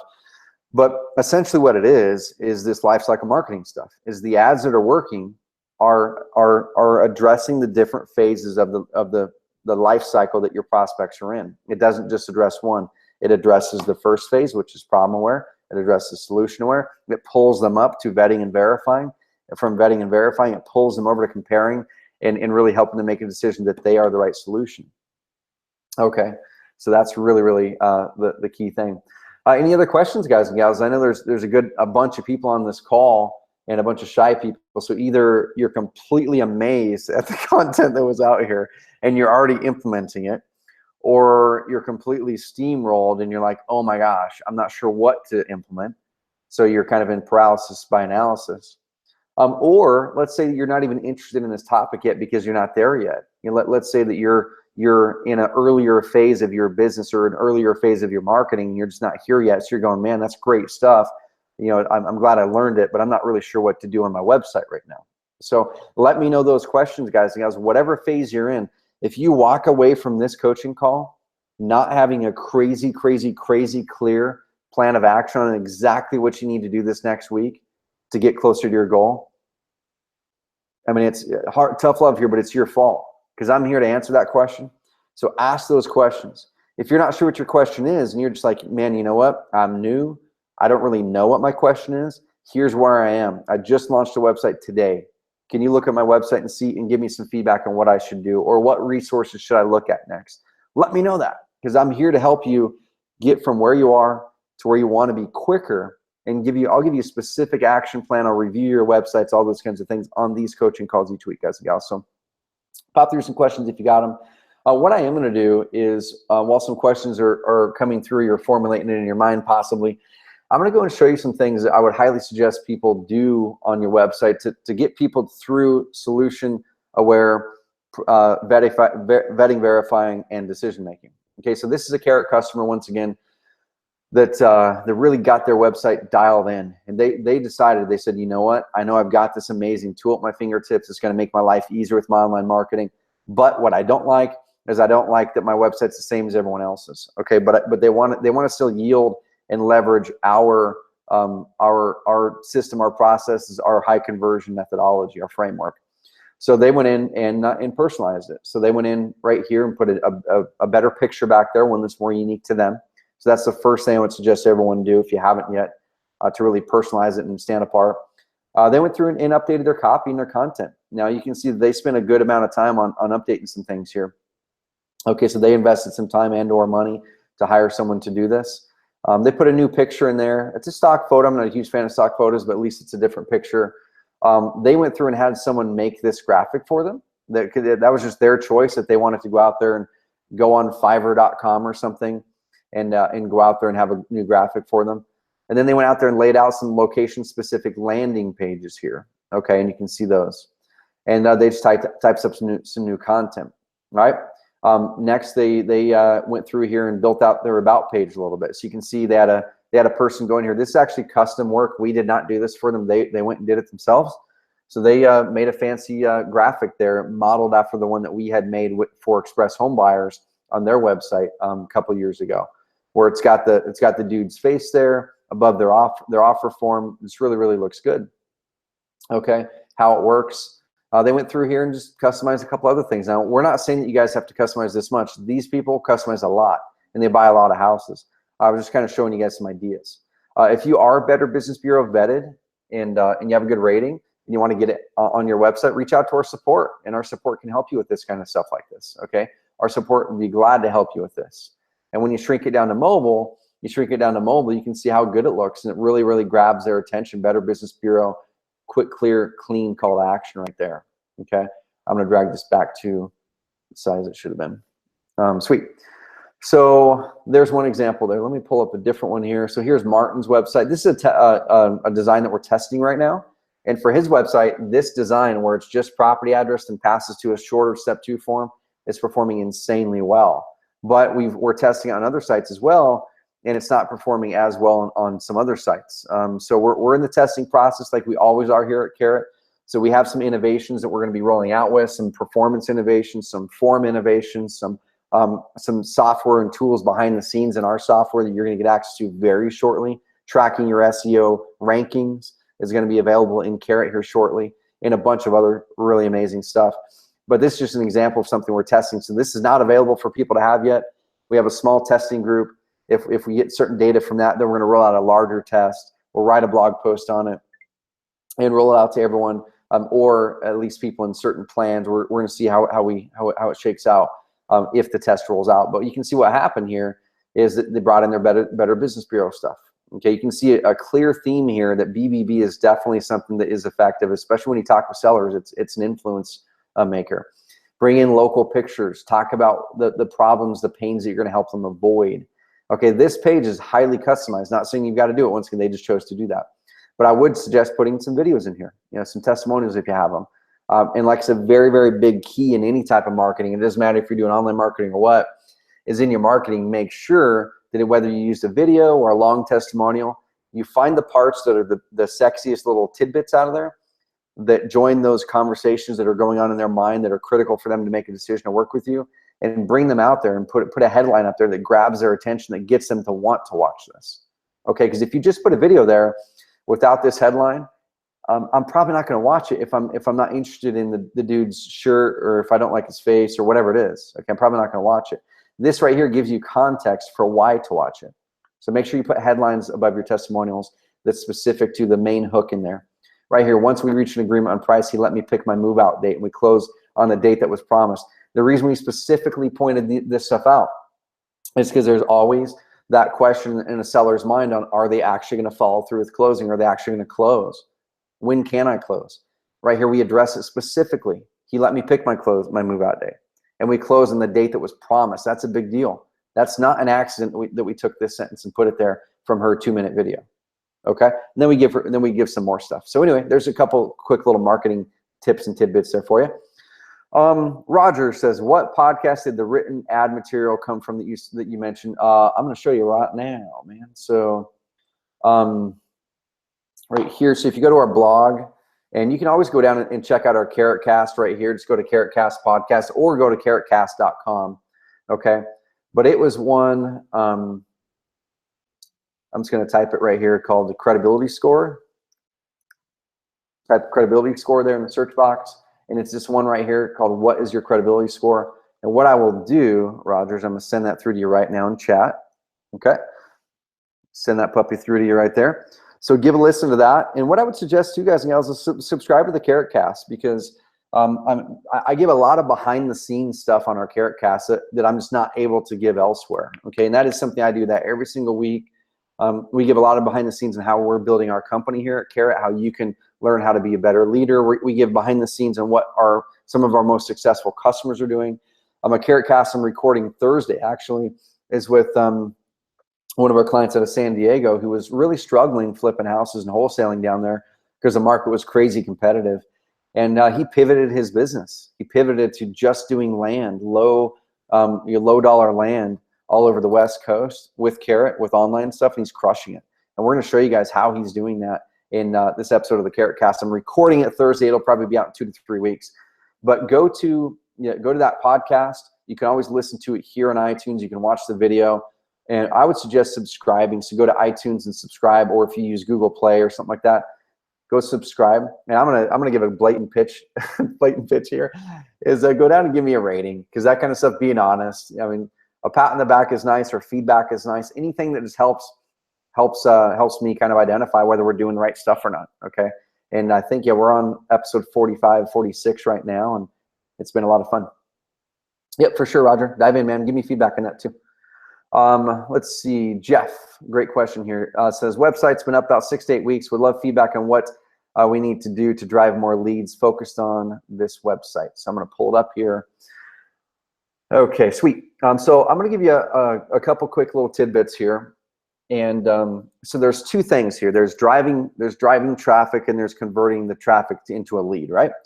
So our framework, depending on our framework, all the designs that we offer you are based off of tests. So we know that all these websites convert well. Okay, now being honest, sometimes it depends on the market which one of our designs in Investor Care is going to perform better for you.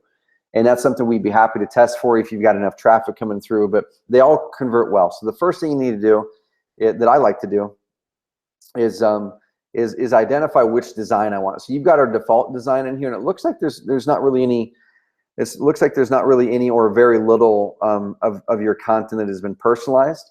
So this will definitely perform better out of the box than going and setting up a website in Wix or Weebly or your own WordPress website. Definitely going to perform way higher out of the box versus those. Our tests and many other third-party independent tests have shown that out of the box it's going to perform better than our competitors as well. But what we suggest you guys do in a cluttered market is we need to then start to build in your credibility. Okay, kind of going back to the marketing life cycle. We need to make sure that when we show that life cycle, that we're not just showing people, and we're not just addressing people here problem aware and solution aware.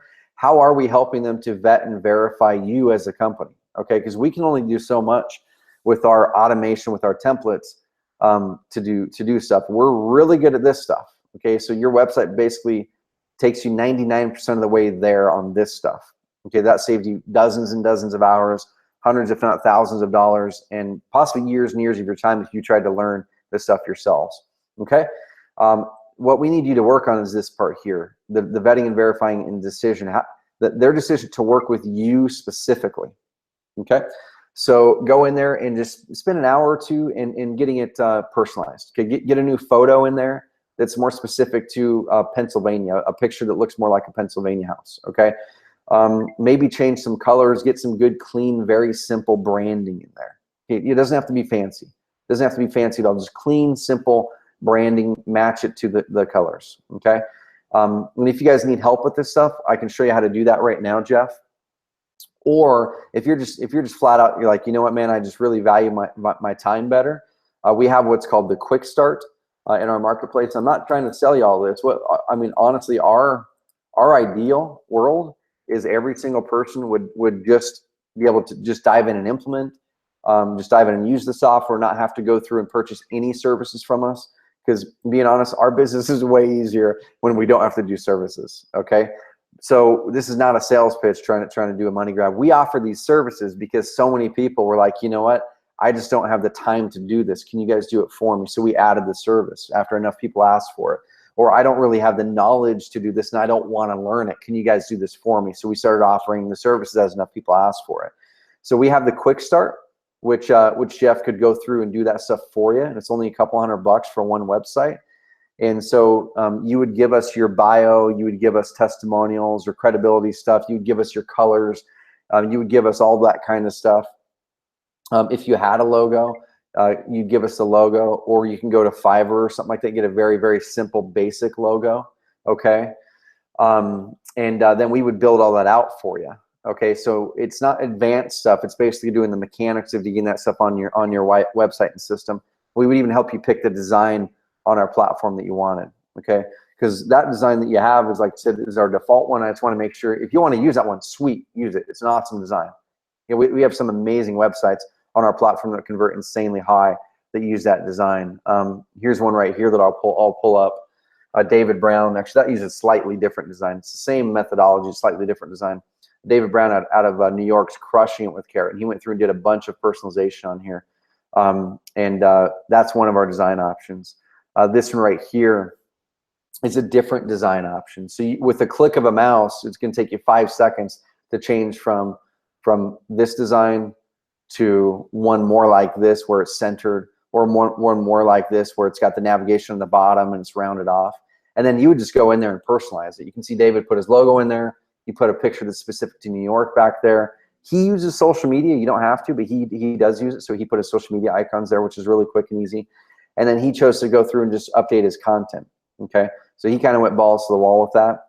We actually show on last week's Carrot Cast what he did. We walked through what he did to get his results. He closes 2 to 3 deals a month right now, strictly through SEO through this website. Okay, so that's your first decision you need to make, Jeff, is what do we need to do to really tie down your credibility, tie down that unique selling proposition onto this website, so when you're driving traffic, more people are going to choose to work with you. Okay, because right here, like I said, this website will solve the first parts. If they're problem aware, it's going to make them crazy aware about the solution.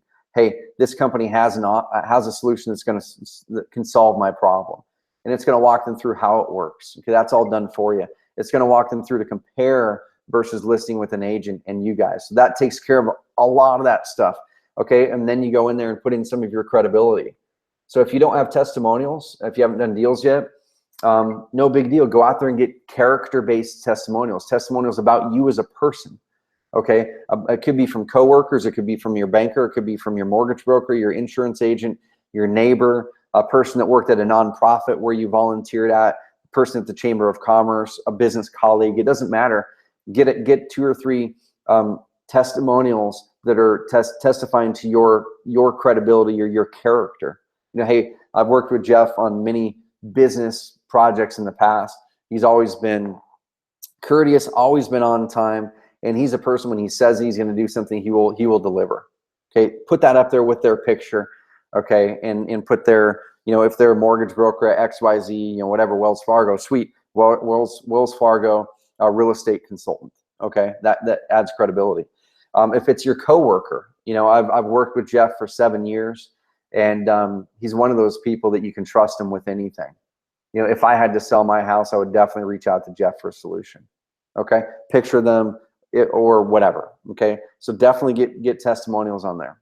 Okay, next thing, your about page. Just invest a little bit of time. I mean, this can literally be 15 minutes where you just kind of dive in there and just put a little bit of stuff on your about page. Let me pop over to the David's website here. Let's see, what was it? Sell now. Let me pop over to David's website here really quick.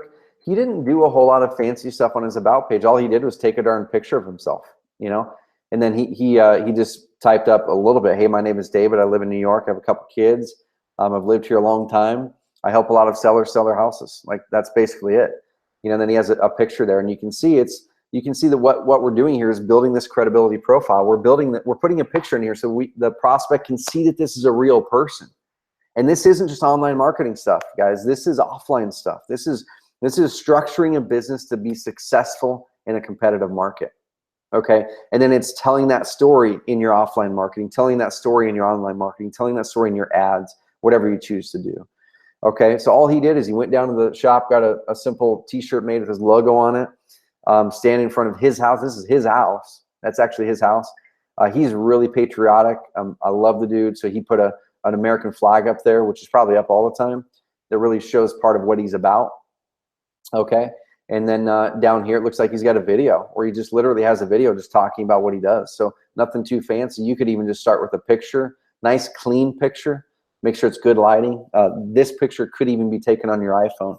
Just make sure it's good lighting, and get something like that up there, because those are going to be the biggest deals right now, because we can be driving traffic to the site. It will convert leads, but you're going to have a leaky bucket because of the credibility side of things.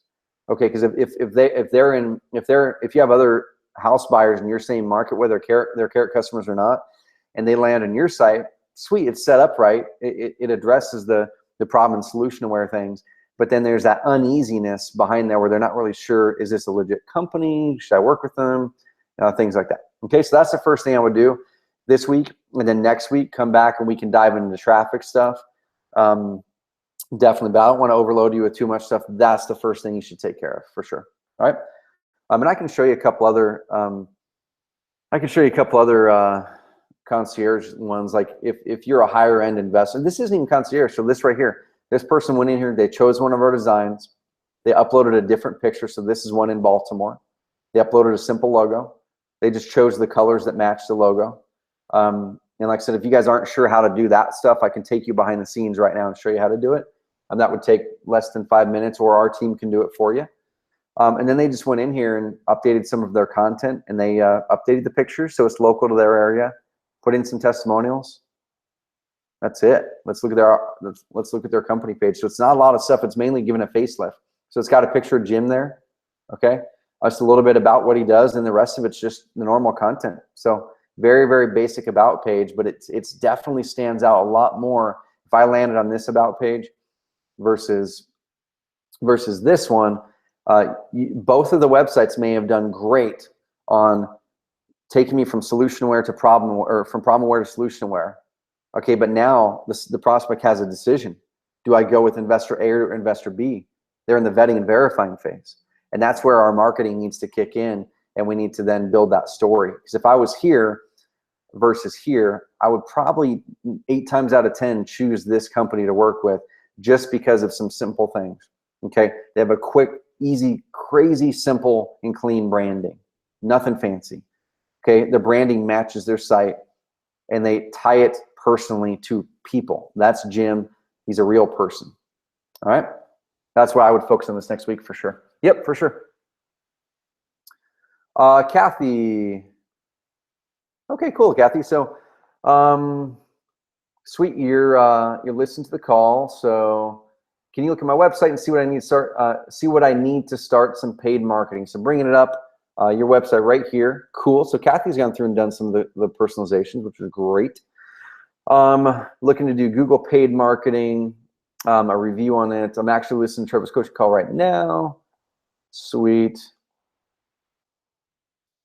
Okay, cool. So, yep, let's take a look at your website. So, a lot of the same stuff that I just mentioned there. Oh man, my my mind's blanking out. There's a bunch of names in here. We're putting some stuff in here. So, I apologize. The last dude who was just on there, a lot of the same stuff I was mentioning there, and even some of the stuff that I'm showing you here once again. Just little tiny things really add to that credibility, really add to that personalization to bring someone through the vetting and verifying phase to the decision phase. And that's what we're looking at here. That's what we're looking at here right here, Kathy, is first of all, we got to check the boxes. Are we addressing their problems and showing them that we have a clear solution, showing them clearly how it works, showing them clearly what it looks like, so they're pretty darn clear what your solution is, how it solves it for them, and what it looks like. So the answer there is yes. I mean, our websites are essentially set up, like I said, to do that for you. Now, a lot of people dive in more deeply and personalize it more. You know, like this one, they kind of personalize it more and show some of their own steps in here and things like that. But as far as this website goes, let me pull it up here. It does that. Now, a couple pieces of advice I'd give you is maybe swap out this photo with one that's more unique to you. A cool little hack that I'll give people is, if you do testimonials or if you put photos in, always use photos ideally that are not stock, like obvious stock photos. We had to put stock photos in there because, of course, we had to put something in there. Ideally, you swap it out. But if you have done deals, and let's say you're like, shoot, I forgot to get a testimonial. I forgot to get a picture of the house. I guess I can't get one there. What you can do is, if you have the house address and you know the situation that the seller went through, even though they didn't give you a testimonial and you didn't get a picture of the house, go to Google Maps or go to Google or whatever. Go to Google Maps. Type in the darn address of that house. Okay. So let's say it's our offices here, right? So Southeast Oak Avenue. So this is going to be exactly where I'm sitting at this moment. Okay. You can click this and see a Google Street View of it. So you can see the loft. So this entire 8,000 square feet up here, y'all, goes back quite a ways, is where Carrot is headquartered. It looks like they haven't updated this picture in quite a while, because we have another sign up here. The whole street actually got redone. That tree is gone now. They replanted a new one. So this is probably a couple years old. But anyway, so what you could do is you take that, and then you go to your computer and take a screenshot of it. So I use a software called Skitch, S-K-I-T-C-H, to do all my screenshots. But you guys can take screenshots on your own computer. So I just captured a screenshot of that. Let's assume that that was a house that I purchased. Okay. Now I can drag that screenshot onto, into this page and swap it out with there. And then I can talk about a case study, not a testimonial, a case study. So right here in my testimonial section now, I take that case study and take the picture and go, we purchased this house. The seller was going through through probate, and here's the 4 issues that they had, and here's the concerns that they had, and we showed up to their house and we talked to them about this, and we ended up making them a fair offer, and we closed in 6 days or whatever it is, and the seller is ecstatic. We can help you if you're going through the same situation. So you can walk through case studies if you didn't get a testimonial on past deals, and grab a picture of the house from Google Maps and bring it over, okay? So that's the next thing I would definitely do there, Kathy, is see what kind of credibility you can get baked in here, because same thing, you're going to address the problem and solution really well on this website. It's localizing it. People can tell that we're here in St. Louis, because I recognize this as St. Louis. You have good credibility here. There's 700 and something likes, so it's sweet. It's like awesome. It looks like she's credible, or at least there's enough people there that have liked it. It's a credible thing. You've added some location-specific landing pages, which is awesome. I think the main thing that's missing is that vetting and verifying phase, is that credibility phase. Okay, that's the main thing that's missing here, is that credibility phase. So go out there, get some case studies, get some past deals, or if you haven't closed deals, go out there and get some character-based testimonials. Get them in there. Always try to add pictures when possible. It really increases the realism that people perceive of those case studies. And then if you're going to do paid marketing, of course, I haven't looked at your pay-per-click campaign yet, but that's something that we'd be happy to review that for you on another coaching call.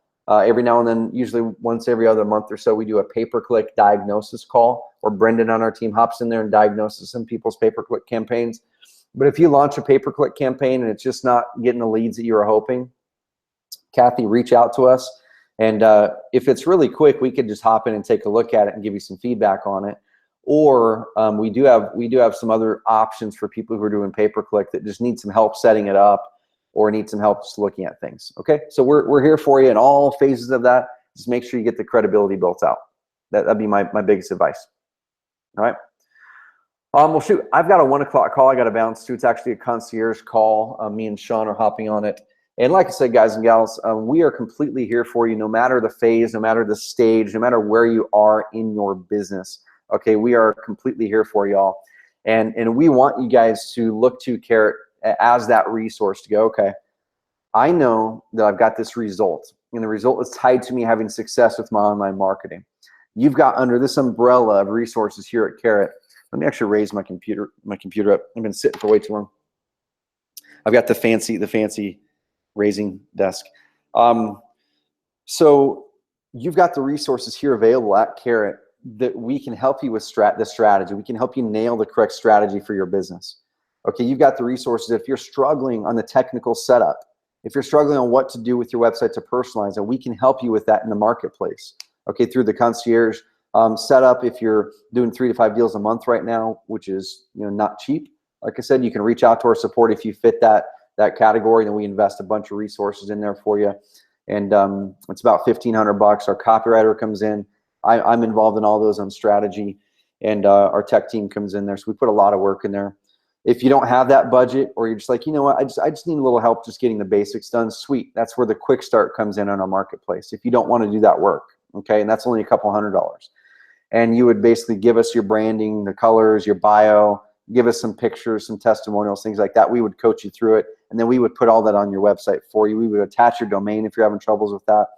So the reason I'm saying this is I'm not trying to sell you a service. I don't want you to use those services because it makes us do work, right? But what happens is we want to make sure that those services are available for people who need them and charge a very fair price for them so you can get a massive ROI out of it. And that's always our aim. Okay, let's say you've got your website dialed in. Your marketing's not doing what you hoped it would do. Your rankings aren't climbing, or they're not where they want to be, or you're not sure what your marketing plan should be.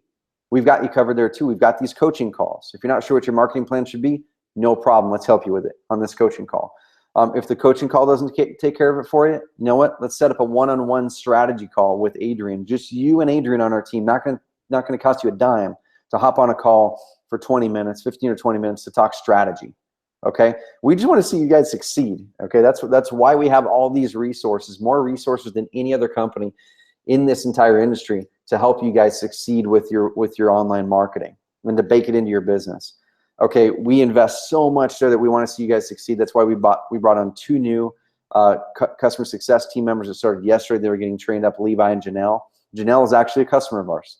and she's going to be helping you guys with a bunch of stuff, like the stuff that I'm talking about here. She's amazing, and she's going to be helping you guys with that stuff here shortly.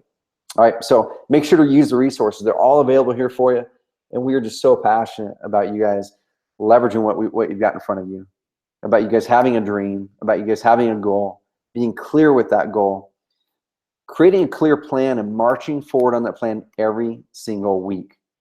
And then when you have those roadblocks, when you have those downtimes, which you're going to have as an entrepreneur, you're going to have it. It's not the roadblocks or the down mental mindsets that define you. It's how we get past those. It's how we jump over those roadblocks. It's how we just completely crush those roadblocks so we don't hit those again. And if you ever hit a roadblock that stops you from seeing success with us, you need to reach out to us. You need to engage our services and support. Most of it's not going to cost you a dime. It's only when we have to actually dive in and do a bunch of the work for you. Okay? Just go out there and engage it, guys. We're here for you. All right, so have an amazing day. I'm going to bounce over in the other office with Sean on a couple calls with some customers, and keep sending the questions in. These are great questions.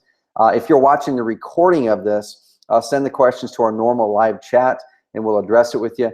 And last thing before we go, add this time, 11 o'clock Pacific time, to your every Tuesday to your calendar, and then add it as a recurring reminder. Okay, right there on the call page, I believe. I don't quote me on this, I believe we have a calendar dealio there. That's a very official phrase for a button to add this to your calendar. And my connections is really, really small for some reason right now. But make sure you get right below where you're watching this video on our website in the help section. This says add to your calendar. Add to your calendar. That way you're always reminded when they are, and you can show up and we can help you out. All right.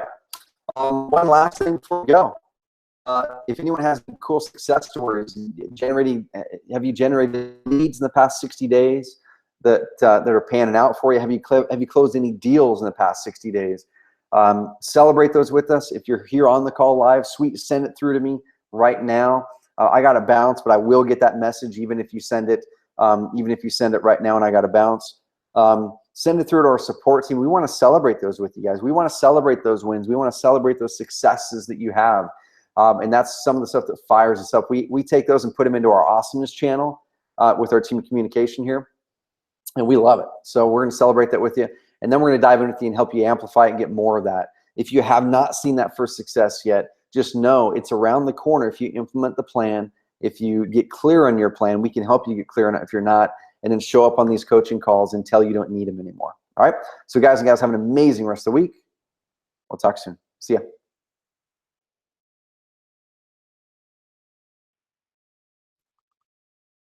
Hey, Richard. Thanks, man. Thank you. Richard says, thanks for the great call. Dude, thank you. All right. See you guys.